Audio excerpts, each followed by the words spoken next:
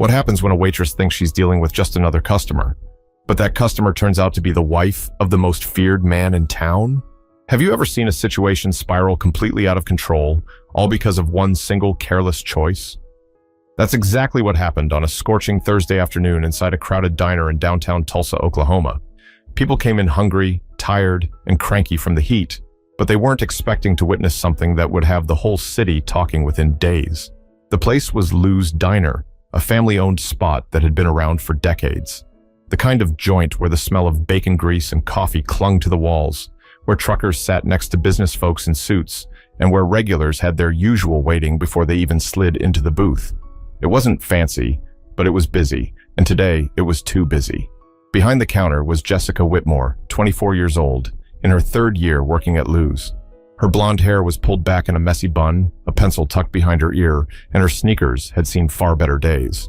She wasn't new to stress, but something about today hit her harder. Orders were piling up, the fryer was acting up, and one of her co-workers had called in sick. That meant Jessica was stuck running nearly half the floor by herself. "Jess, table 9's been waiting for their check 15 minutes, the cook hollered from the kitchen window, sliding a plate of chicken fried steak under the heat lamp. "I'm coming, all right?" she snapped back, not even realizing how sharp her tone was until the words were already out. Her hands moved fast, dropping off drinks, taking plates, wiping spills, but her mind was elsewhere. She was already imagining the manager complaining, customers leaving bad tips, and the long lecture she'd get at the end of her shift. Jessica wasn't a bad person. She was just tired. Tired of smiling when she didn't feel like it. Tired of apologizing for things that weren't her fault. And most of all, tired of being treated like she was invisible by the very people she served. But then the front door swung open, and that's when everything started to change. A woman stepped inside, moving carefully but with a kind of quiet strength. Her name was Danielle Hayes, late 20s, soft brown curls falling just past her shoulders, a calmness in her face that only added to her presence. She wore a light blue dress that complemented her glowing skin, one hand resting gently on her pregnant belly. The diner noise softened just a little as she made her way to an empty booth by the window. People noticed her, but not in the way they usually notice strangers. Something about her carried weight, like she wasn't just another customer. Jessica glanced over while refilling a man's coffee and muttered under her breath, "Great, just what I needed." Another high-maintenance order. She didn't know Danielle, had never seen her before in her life. But Jessica had worked long enough to build assumptions. A well-dressed woman walking in alone during peak lunch hours, asking for special treatment. In Jessica's mind, she could already hear the requests. Extra this, none of that, gluten-free bread, more napkins, and, her personal favorite, sending food back until it was exactly perfect. Jessica tugged at her apron, grabbed her notepad, and plastered on a smile that didn't reach her eyes. "Afternoon. What can I get started for you?" Danielle looked up, kind but firm. "Hi, yes, before I order, could I just ask something? I'm pregnant, and I have a few dietary restrictions. Would the kitchen be able to prepare my meal a certain way?" And there it was, the request Jessica had already predicted. She forced a laugh that sounded thin. "Well, I can't promise they'll roll out the red carpet, but I'll write down what you want." Danielle's eyes flickered with surprise at the sarcasm, but she kept her tone even. "I understand. I'll make it simple," but what seemed simple to Danielle didn't feel simple to Jessica. Not today. Not with sweat running down her back, tables calling her over, and her patience wearing thinner by the second. She scribbled notes, half-heartedly, already annoyed before the first plate even hit the table. But what Jessica didn't realize was that this small moment, this tiny exchange of words, was the very first crack in a situation that would blow wide open in front of everyone. Jessica leaned against the counter for half a second, eyes flicking across the diner. Every booth was full. Kids dropped French fries onto the floor while parents argued about the check. A construction crew laughed too loud at the back table, their boots leaving red dust across the tiles. The coffee machine sputtered like it was on its last leg. Her nerves were pulled so tight, she thought one more request might snap them. And sure enough, Danielle raised her hand politely. Jessica sighed through her teeth, grabbed her notepad, and walked back to the booth. "Yes, ma'am?" Danielle smiled. "I just wanted to double-check before you put the order in. Could the eggs be scrambled dry, no butter, and the toast plain? I can't have dairy right now. Oh, and if they have spinach instead of hash browns, I'd really appreciate that. Jessica's pen tapped against the paper. Tap, tap, tap. Scrambled dry, no butter, plain toast, spinach instead. Got it. She didn't hide her annoyance well, and Danielle noticed. Look, I know it's a lot. I wouldn't ask if it wasn't important. Jessica shot back quickly. You think you're the only one with special needs today? Half the diner's asking for something. I'll do what I can.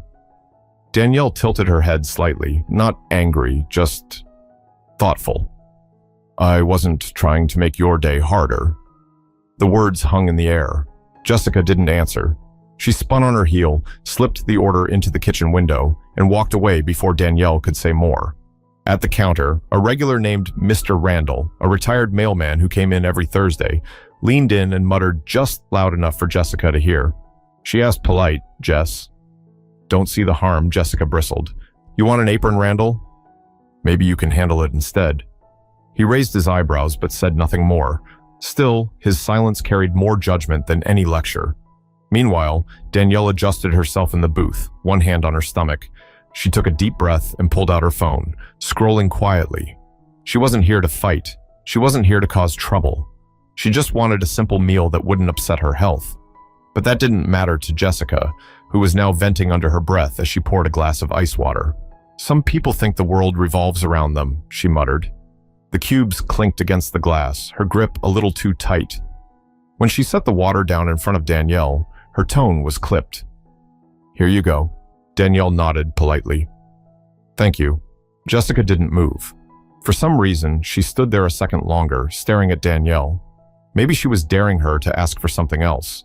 Maybe she was already regretting how she spoke, but didn't know how to take it back. Danielle noticed the stare, gave a small, cautious smile, and said softly, I can see you've got a lot on your plate. I didn't mean to add to it, Jessica snorted, half laughing. Trust me, it's already overflowing. And then, like a small spark brushing against dry wood, the mood in that booth shifted. Danielle's kindness wasn't met with kindness, it was met with sarcasm. And everyone knows how fast a spark can turn into fire. The waitress stalked off to deal with another table, her sneakers squeaking against the tile. Danielle sipped her water quietly, her calm expression never breaking. But inside, she was already weighing whether she should say something to the manager or just let it go. She decided to wait. But Jessica wouldn't give her the chance, because the next move wasn't Danielle's to make. It was Jessica's, and that move would change everything.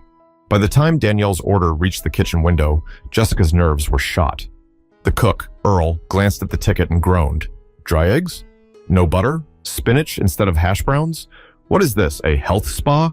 He barked, wiping his forehead with a greasy towel. Jessica snapped back. Just make it, Earl. Don't start with me. He muttered something under his breath, but got to work, slapping eggs onto the flat top. Jessica busied herself with the other tables, though she kept darting glances at Danielle, who sat calmly scrolling through her phone. That calmness irritated her more than anything. It felt like Danielle was above the chaos, untouched, while Jessica was drowning in it. By the time the plate was ready, Jessica slammed it onto her tray a little too hard. The eggs wobbled, nearly sliding off. She steadied them with her thumb, grumbling. When she set the plate in front of Danielle, she forced a smile. Here you go. Eggs, toast, spinach. Danielle looked at the plate carefully, then back at Jessica. Thank you. Did they make sure no butter was used? Jessica's jaw tightened. It's dry eggs. That's what the ticket said. Danielle hesitated, studying the eggs. I just want to be sure. Butter makes me sick right now. That was it. Jessica lost her patience. She leaned on the table, voice dropping low. Lady, do you really think I have time to march back there and interrogate Earl about your eggs? If I say it's dry, it's dry. Eat it or don't. Gasps came from the table behind them. A couple of college kids looked up from their burgers, wide-eyed. Danielle blinked slowly. Her voice stayed calm, but it carried weight. I'm not trying to be difficult. I'm pregnant. I can't afford to take chances. Her hand rested protectively on her stomach as she spoke. Something about that gesture should have softened Jessica, but instead, Jessica felt something hot rise in her chest. Defiance, irritation, maybe embarrassment because the whole diner was now listening. One of the college kids whispered, "Dang, she's pregnant." "Just check the eggs." Jessica heard it and felt her cheeks flush. She grabbed the plate, stormed back to the kitchen, and shoved it at Earl. "Hey, did you use butter?" Earl raised his hands. "Relax, Jess." "No butter. Dry as a bone. Tell her she's safe." Jessica spun around and marched back to the booth. She slammed the plate down harder than she meant to, silverware clattering. "There. Butter-free. Happy now?" Danielle's eyes met hers, steady and clear. "You don't need to talk to me like that."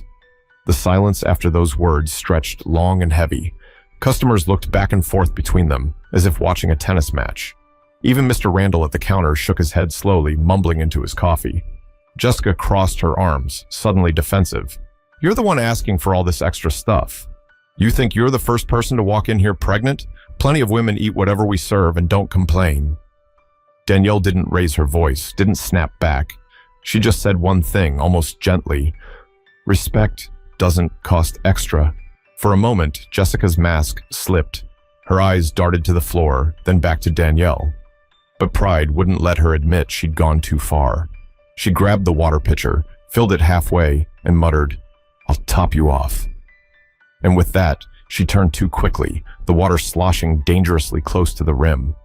Her hand was tense, her movements jerky, as if her own frustration was spilling out along with the ice. But the worst part wasn't that she was angry. It was that she was about to act without thinking, and every single person in that diner would see the result. Jessica's grip on the pitcher tightened as she leaned toward Danielle's glass. The ice shifted, clinking against the glass walls, water trembling near the brim. Danielle moved her phone aside and looked up politely. "Just a little thank you." It could have been so simple. A quick pour, a nod, and on to the next table. But Jessica wasn't thinking about simple. She was thinking about how every eye in the diner was on her, how she felt judged for being rude, how she wanted to prove she wasn't someone people could push around. And then it happened. As she tilted the pitcher, her wrist twisted harder than necessary. Water cascaded not just into the glass, but straight across the table, spilling in a cold wave over Danielle's lap. The ice slid across her dress, soaking the fabric instantly. The sound was sharp, like glass breaking, even though nothing shattered. Conversations cut off mid-sentence. Forks froze halfway to mouths. For a second, the entire diner seemed to inhale at once. Danielle gasped softly, sucking in air as the shock of freezing water hit her skin and belly. She pushed back in the booth, hands instinctively cradling her stomach. Jessica pulled the empty pitcher back with a shrug that was meant to look careless, but her flushed cheeks betrayed her. "Oh, whoops. Guess my hand slipped." A woman at the booth across from Danielle said under her breath, "That didn't look like no accident." The college kids weren't whispering anymore. One of them muttered, "Yo, she straight up dumped it on her." Danielle pressed a napkin against her soaked dress, her voice steady but laced with hurt. "Was that really necessary?" Jessica rolled her eyes, trying to mask her panic with arrogance. "I said it was an accident." "Maybe don't make a big deal out of every little thing." Mr. Randall's coffee cup hit the counter with a sharp clink. He swiveled on his stool, pointing his finger at Jessica. "That's not how we treat folks, Jess. Especially not a woman carrying a child." The cook, Earl, peeked through the kitchen window, spatula still in hand. "What the heck's going on out there?" But Jessica ignored them all. She tossed the pitcher back onto her tray and wiped her hands on her apron, pretending like nothing had happened. Danielle stood slowly, her wet dress clinging to her legs. She looked Jessica straight in the eye, her calm sharper than any yell. "You may think this is about food or water, but it's not. It's about respect." Her words carried, filling the room. Everyone knew she was right. Jessica felt a sting in her chest, something between guilt and fear, but she crossed her arms instead, forcing out a laugh. "Respect? Lady, you're in a diner, not the Ritz. Don't expect the world to bend over backward for you." That was the final straw for several customers. A young mother at the corner table scooped up her toddler, muttering, "I'm not eating here if this is how people get treated." She headed straight for the door. Two others followed, shaking their heads. Danielle didn't raise her voice. She didn't threaten. She just picked up her purse, adjusted her soaked dress with dignity, and said, "You'll regret this one day." The silence after she left was crushing. The bell above the diner door jingled faintly as it closed behind her, the sound oddly final. Jessica stood frozen, heat rushing to her face. Her coworkers stared, customers whispered. For a moment, she wondered if she had gone too far, but she didn't yet realize how true Danielle's words were, or how quickly one day would turn into tonight. The diner stayed quiet long after Danielle walked out. It wasn't the kind of quiet that comes with peace. It was the heavy kind, when everyone is thinking the same thing but no one wants to be the first to say it out loud. Jessica tried to busy herself with clearing a table, but her hands shook slightly as she stacked plates. The clatter of silverware against ceramics sounded louder than usual, echoing across the room. Mr. Randall finally broke the silence. "Jess," he said, voice rough but steady. "I've been eating here 20 years. Seen good waitresses, bad ones, all kinds. But I ain't never seen someone dump water on a pregnant woman. Not once." Jessica's cheeks burned. "I told you, it was an accident." He shook his head slowly. "No, it wasn't." Everyone here saw it. The two college kids leaned closer, whispering but not nearly quiet enough. "Man, that was cold. She just sat there and took it. Didn't even yell." One of them added, "Yeah, but did you see her eyes? She wasn't scared, like she knew something we didn't." Their words buzzed in Jessica's ears, feeding a nervous energy that she couldn't shake. A woman near the front counter cleared her throat. "You know, people talk. Something like this doesn't stay in one place for long." Jessica shot her a sharp look. "So what? She's just another customer. She'll forget about it by tomorrow." But the woman gave a thin smile. "Maybe. Or maybe not. Depends who she knows." That single line hung over Jessica like a storm cloud. She brushed it off with a scoff, but her heart gave a traitorous thud. Earl the cook leaned his elbows on the counter window, spatula in hand. "Look, Jess, I don't care how bad your shift is. You don't pull that stunt. Manager hears about this, you're out, and I ain't covering for you." Jessica slammed the plates down harder than necessary. "I said it was an accident. You think I'd risk my job over some stranger's breakfast?" No one answered, but the silence was worse than an argument. It was the silence of disbelief, of people deciding in their heads that they didn't buy her story. She tried to act tough, but every time she glanced at the door Danielle had walked through, a tightness twisted in her stomach. Something about the way Danielle had said, "You'll regret this one day." It hadn't been a threat. It had sounded like a fact. Jessica muttered to herself, "She doesn't scare me. She's nobody." But deep down, she wasn't sure. At another booth, a young man pulled out his phone. "Should I post about this?" People gotta know. Jessica's head snapped toward him. "Don't you dare!" He shrugged. "Freedom of speech. And besides, what you did was messed up." He tucked the phone back in his pocket, but the damage was already done. Jessica knew it. Word would spread whether she wanted it to or not. She took a shaky breath, grabbed another pot of coffee, and tried to pretend everything was fine. Customers sipped quietly, some glaring at her, others avoiding her eyes. The diner, once loud with chatter, now felt like it was holding its breath. When her manager finally stepped out from the back office, Jessica thought she'd get an earful, but he only looked around, frowning at the tension. "What's going on out here?" Nobody answered. Jessica forced a bright smile. "Nothing, just a busy lunch rush." But the look Mr. Randall gave her across the counter said otherwise, and while Jessica clung to the idea that she could move on like nothing happened, Danielle was already on the phone outside, making a call that would ensure this wasn't over. Outside the diner, Danielle leaned against her car, her wet dress clinging uncomfortably. She dabbed at it with napkins that barely helped. A couple of bystanders who'd witnessed everything from the sidewalk offered her sympathetic glances. One woman even said softly, "I'd have raised hell if that were me." Danielle only smiled faintly. Some battles aren't worth fighting in public. But she wasn't planning on letting it slide. She unlocked her phone, scrolled through her contacts, and pressed one. The call connected quickly. "It happened again," she said into the receiver, her tone calm, measured. "Someone thought they could disrespect me because of how I look, and because they don't know who I am." She listened for a moment, nodding slowly. "No, don't come here. Not yet. I'll handle it." She hung up, slid the phone into her purse, and drove off without another word. Back inside Lou's diner, the shift dragged on painfully for Jessica. Customers trickled out, leaving half-eaten plates behind. The tips she collected were smaller than usual. Some didn't leave anything at all. By the time her manager pulled her aside near closing, she was exhausted, and irritable. "You know I've been getting complaints, right?" he said, arms crossed. "People saying you were rude, that you dumped water on a pregnant woman. What the hell happened?" Jessica crossed her arms, standing her ground. "It was an accident. She was picky, gave me a hard time, and I slipped. People are blowing it out of proportion." Her manager's eyes narrowed. "Be careful, Jess. This is the kind of thing that ruins reputations, and not just yours. This diner's." Jessica rolled her eyes but nodded, pretending to take the warning seriously. Inside, she was fuming. Reputation? Over some random woman who probably won't even come back? But that night, as Jessica walked home through the humid Tulsa air, her phone buzzed with a notification. A local community forum had a new post trending.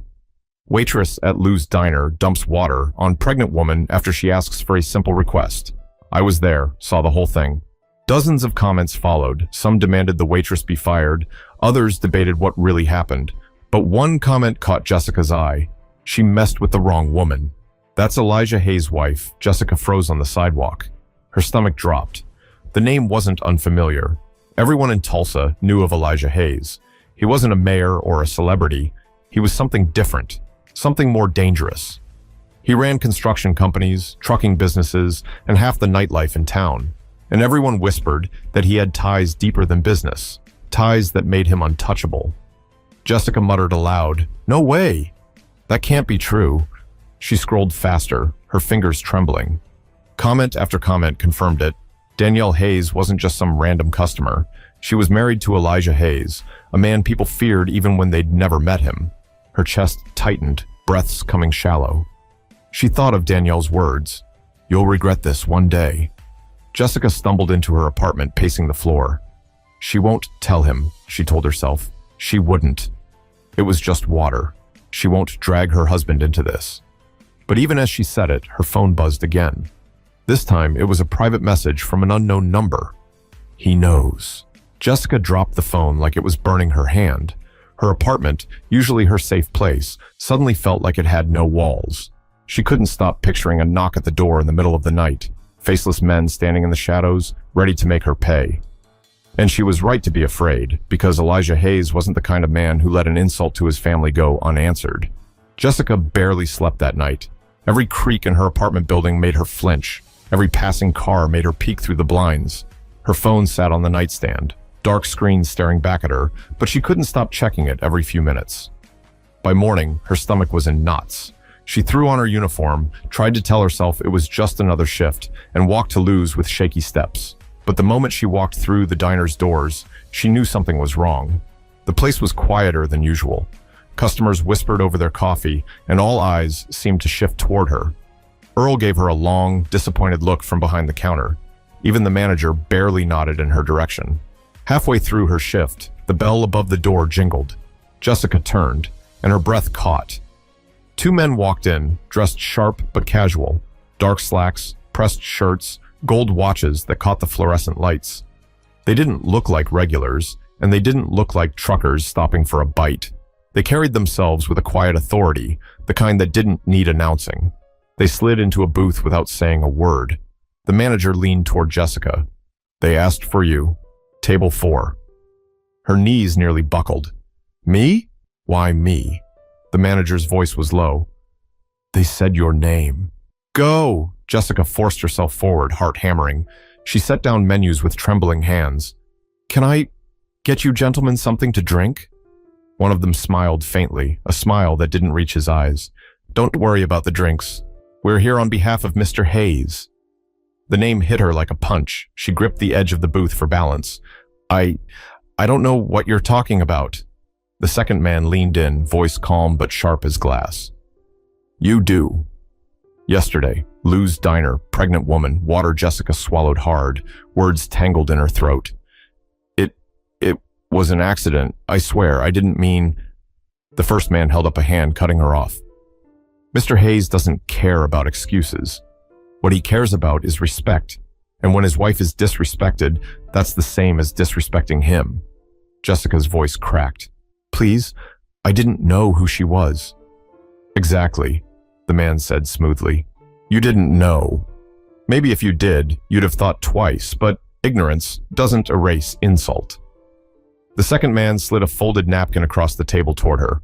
On it was a phone number. Mr. Hayes wants to hear from you. Tonight. You'll call, and you'll apologize. Jessica's hand shook as she picked up the napkin. What happens if I don't? The first man's smile returned, colder this time. Don't find out. They stood, leaving without another word.